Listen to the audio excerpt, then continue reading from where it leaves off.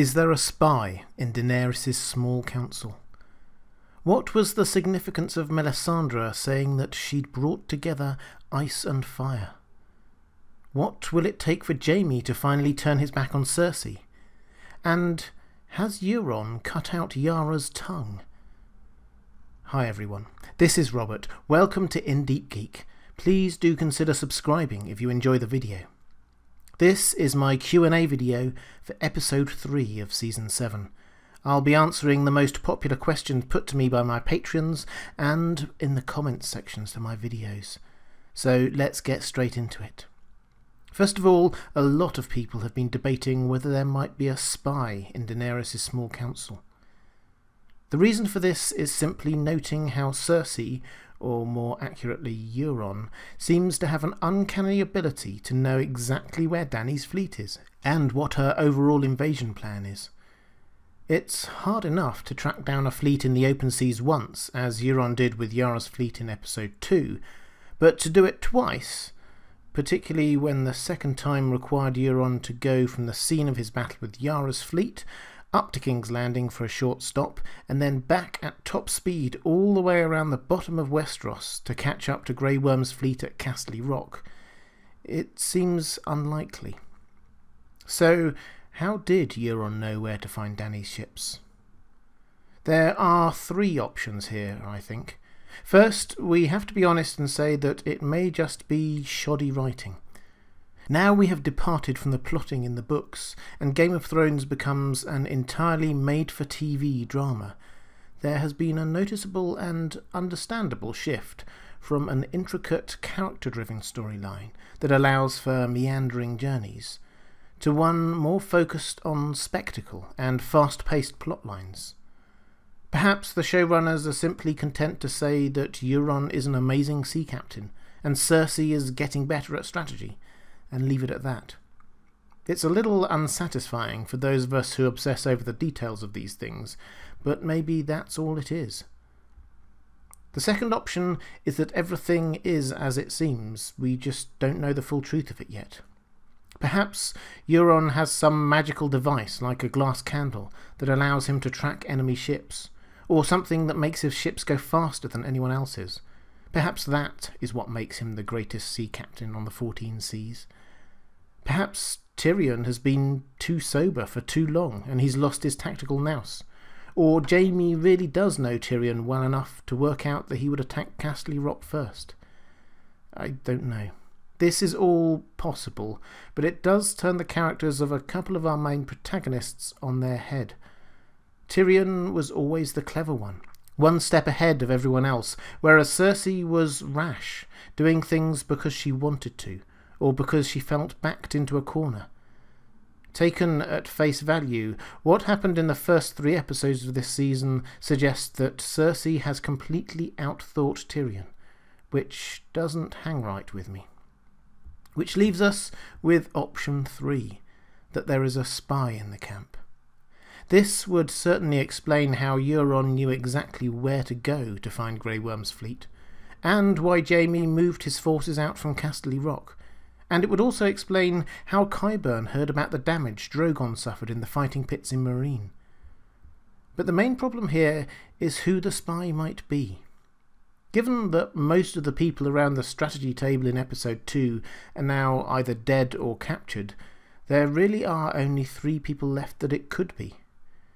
Tyrion, although there's no reason at all to think that he would be helping Cersei. Melisandre, although again we have had no hint at all that she would want to betray Daenerys. And Varys. The show has teed up the idea that Varys might betray her, but why would he want to side with Cersei after so comprehensively shifting his allegiance to Daenerys? He is undoubtedly a complex character and has a history of hedging his bets a bit, but given what we know of his true motivations, in the show it appears to be to protect the people, and in the books there's more of an element of wanting to facilitate a Targaryen restoration. There seems to be no reason for him to be supporting Cersei at all. If I had to guess, I'd say that Varys is more likely to switch his support to Jon once he sees some of the destruction that Daenerys is capable of. So, do I think there's a spy in the camp?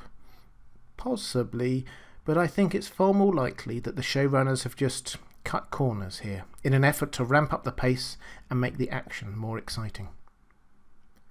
Glenn Davis and Kelly Zahara asked if I think there is something important in what Melisandre was saying about her having brought together ice and fire.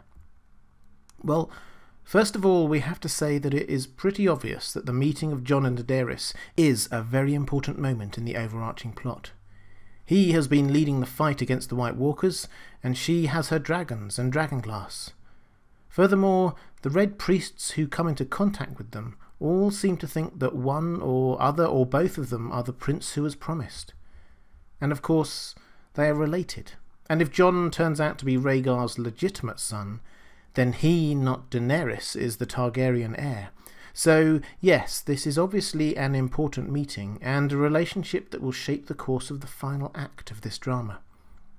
But let's not forget that Melisandre can be a bit hit and miss with her pronouncements. With Stannis, for example. And I think she is also a bit wrong here.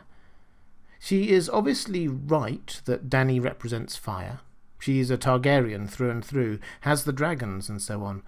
But the implication of what Melisandre says is that she thinks that Jon represents ice.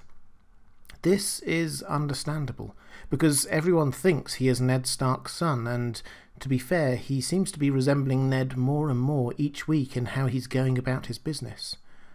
But in the show, at least, Jon is only half Stark, and half Targaryen. He is, in other words, a balance of ice and fire. It is the Night King and the White Walkers that represent pure ice.